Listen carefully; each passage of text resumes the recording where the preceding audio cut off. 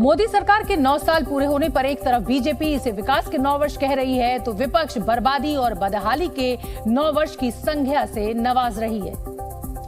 और मोदी सरकार के 9 साल पूरे होने को लेकर असदुद्दीन ओवैसी ने केंद्र सरकार और बीजेपी पर निशाना साधा और ट्वीट करते हुए लिखा कि मोदी सरकार में 9 साल में 9 बड़े बवाल हुए, जिसका सिलसिलेवार जिक्र करते हुए ओवैसी ने नोटबंदी, 2020 दिल्ली फसाद, मणिपुर में गृह युद्ध, चीन, बढ़ती महंगाई और गिरती आमदनी, लॉकडाउन की तबाही, कश्मीर में मुसलसल हिंसा, सीएए, एनपीआर और एनआरसी, युवा बेरोजगारी को बर्बादी बताया। वहीं बीजेपी ने प्रेस कॉन्फ्रेंस कर बीते 9 साल में केंद्र सरकार की उपलब्धियों को गिनवाया। ये 9 वर्ष नव निर्माण के 9 वर्ष हैं, गरीब कल्याण के 9 वर्ष हैं। ये भारत की विजय यात्रा के 9 वर्ष हैं। बीजेपी केंद्र सरकार के 9 साल पूरा होने पर बड़े कार्यक्रम की तैयारी में जुटी हुई है। अगले 1 महीने तक बीजेपी जनता के बीच केंद्र सरकार की उपलब्धियों को लेकर जाएगी। बृजभूषण शरण सिंह के खिलाफ आज प्रदर्शनकारी पहलवान अपने मेडल गंगा में प्रवाहित करने हरिद्वार पहुंच गए। पहलवानों ने बृजभूषण पर कार्रवाई की मांग की है। बड़ी खबर इस समय की हम आपको बता दें, गंगा में मेडल बहाने पर अड़े हुए हैं पहलवानों के प्रदर्शन पर खेल मंत्रालय की ओर से बयान भी सामने आ गया है। खेल मंत्रालय ने कहा है कि पहलवानों की शिकायत पर जांच जारी है। दिल्ली पुलिस ने पहले ही 2 केस दर्ज कर लिए हैं। पहलवानों की शिकायत पर जांच जारी है, लेकिन पहलवान अपने ओलंपिक मेडल गंगा में बहाने पर अड़े हुए हैं। उनकी एक ही मांग है कि बृजभूषण शरण सिंह को उनके पद से हटाया जाए। प्रदर्शन पर खेल मंत्रालय कह रहा है कि मुकदमा दर्ज कर लिया गया है, जांच लगातार जारी है, फिर इस तरह की जिद क्यों?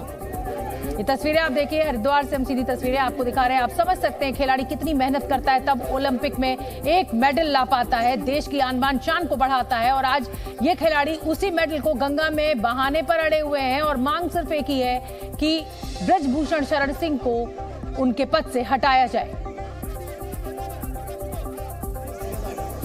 तो गंगा हरिद्वार से हम आपको सीधी तस्वीरें दिखा रहे हैं। इस समय तमाम खिलाड़ी वहां पर मौजूद हैं। साक्षी मलिक वहां पर मौजूद है, विनेश फोगाट वहां पर मौजूद है और जिद एक ही है कि गंगा में अपने ओलंपिक मेडल्स को हम बहाएंगे, हमें जरूरत नहीं है। उधर खेल मंत्रालय बार बार कह रहा है कि इस पूरे मामले की जांच चल रही है। दिल्ली पुलिस ने 2 केसेस दर्ज कर लिए हैं, लेकिन खिलाड़ी अपनी जिद छोड़ने के लिए तैयार नहीं है। बड़ी संख्या में लोग वहां पर मौजूद हैं इन खिलाड़ियों के समर्थन में। महाराष्ट्र की सियासत में बीजेपी विधायक के एक बयान ने हंगामा मचा दिया है। बीजेपी विधायक राम कदम ने उद्धव ठाकरे गुट में बड़ी फूट की भविष्यवाणी कर दी है और दावा किया कि उद्धव गुट के नेता उनकी पार्टी छोड़ना चाहते हैं। उद्धव दल में जो बचे कुछ नेता है वे श्रीमान एकनाथ शिंदे जी के साथ जाना चाहते हैं और कुछ नेता भाजपा में आना चाहते हैं और कुछ लोगों को दोनों दल की ओर से मना किया गया है। राम कदम यही नहीं रुके, उन्होंने उद्धव गुट की तरफ से हो रही बयानबाजी को झटपटाहट में दिया जाने वाला बयान बताया। बहुत ही जल्द श्रीमान उद्धव ठाकरे जी का पूरा गुट आदरणीय एकनाथ शिंदे जी के शिवसेना में शामिल होगा। सुप्रीम कोर्ट के फैसले के बाद महाराष्ट्र में उद्धव ठाकरे को बड़ा झटका लगा था। जिन विधायकों के निलंबन की मांग उद्धव ठाकरे गुट कर रहा था, उसका फैसला भी अब स्पीकर के हाथों में चला गया। कंबोडिया के राजा 3 दिनों की भारत यात्रा पर आए हुए हैं। कंबोडिया के राजा नोरोडोम सिहामोनी का आज सुबह राष्ट्रपति भवन में भव्य स्वागत किया गया। गार्ड ऑफ ऑनर दिए जाने के बाद उन्होंने राष्ट्रपति द्रौपदी मुर्मू और प्रधानमंत्री मोदी से मुलाकात की। मुख्यमंत्री अशोक गहलोत ने सचिन पायलट को लेकर बड़ा बयान दिया। गहलोत ने पायलट के साथ मिलकर काम करने की बात कही, साथ ही कहा कि पार्टी में किसकी क्या भूमिका है वो आलाकमान तय करेगा। केरल के कासरगोड जिले में एक्साइज विभाग ने गाड़ियों की चेकिंग के दौरान भारी मात्रा में विस्फोटक बरामद किया। गाड़ी के मालिक की पहचान के बाद पुलिस टीम ने उसके घर पर दबिश दी, जहां उन्हें 6000 डेटोनेटर मिले। पुलिस ने सामान को जब्त कर आगे की जांच शुरू कर दी है। इंदौर के सुपर कॉरिडोर ब्रिज पर एक लग्जरी कार में अचानक भीषण आग लग गई। आग लगते ही कार सवार 2 लोगों ने कूदकर अपनी जान बचाई। वहीं सूचना मिलते ही मौके पर पहुंची फायर ब्रिगेड की टीम ने आग पर काबू पाया। जम्मू कश्मीर के अनंतनाग में एक बार फिर कायर आतंकवादियों ने टारगेट किलिंग की घटना को अंजाम दिया। आतंकवादियों ने वहां एक गैर कश्मीरी लड़के की गोली मारकर हत्या कर दी। जिसकी पहचान दीपक कुमार उर्फ दीपू के तौर पर हुई, जो जम्मू के उधमपुर का रहने वाला था। दीपू वहां एक सर्कस में काम करता था। बताया गया कि शाम के समय वो बाजार से दूध लेने गया था और इसी दौरान बाइक पर आए आतंकवादियों ने सीने से सटाकर उसे 3 गोलियां मारी। हमले के बाद आतंकी अंधेरे का फायदा उठाकर वहां से भाग गए। इस बीच आसपास मौजूद लोग दीपू को अस्पताल ले गए, लेकिन तब तक उसकी मौत हो चुकी थी। इस हमले के बाद सेना और पुलिस के जवानों ने आतंकवादियों की तलाश में पूरे इलाके की घेरेबंदी कर दी और सर्च ऑपरेशन चलाया गया। इस कायराना हमले के कुछ देर बाद लश्कर ए तैयबा से जुड़े आतंकी संगठन कश्मीर फ्रीडम फाइटर्स ने इस हत्या की जिम्मेदारी भी ली। इस साल जम्मू कश्मीर में टारगेट किलिंग का ये पूरा मामला जो है वो तीसरी बार सामने आया है, जिसमें गैर कश्मीरी को निशाना बनाकर आतंकवादियों ने उसकी हत्या की हो। बताया गया कि आतंकवादियों के इस हमले का शिकार दीपू बेहद ही गरीब परिवार से था और पूरे परिवार की जिम्मेदारी उसके ऊपर ही थी। उधमपुर के रहने वाले दीपू के परिवार में उसकी गर्भवती पत्नी, नेत्रीन भाई, भाई का परिवार और लाचार पिता है, जिनकी जिम्मेदारी उसी के ऊपर थी। दीपू के परिवार को जैसे ही इस घटना की खबर मिली तो पूरा परिवार मातम में डूब गया।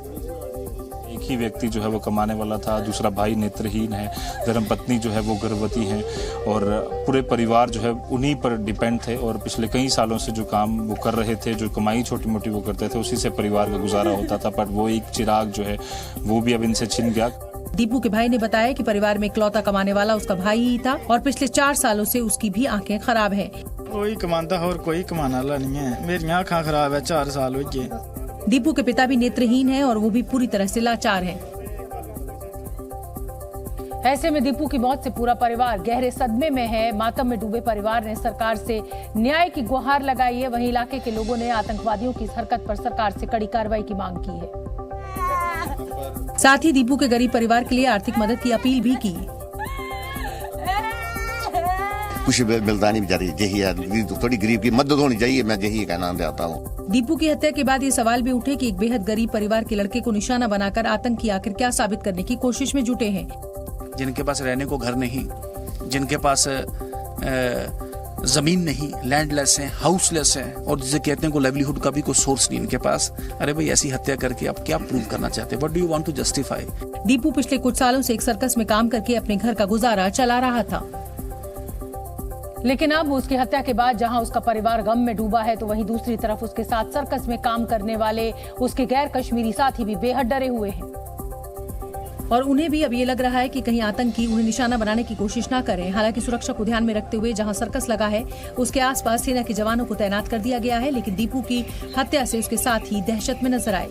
बंदा जैसे भी हो तो बंदा ही होता है कि दोबारा बंदा नहीं मिलता है। और यहाँ पे जो हमारे बंदे हमें बाहर के, उनको भी बहुत डर लग रहा है अब रहने में। दीपू के साथियों ने उसकी मौत पर दुख जताते हुए बताया कि वो एक अच्छा इंसान था।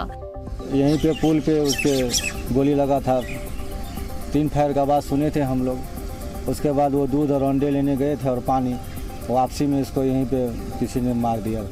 दीपू के साथियों ने सरकार से दीपू के लिए न्याय की गुहार भी की।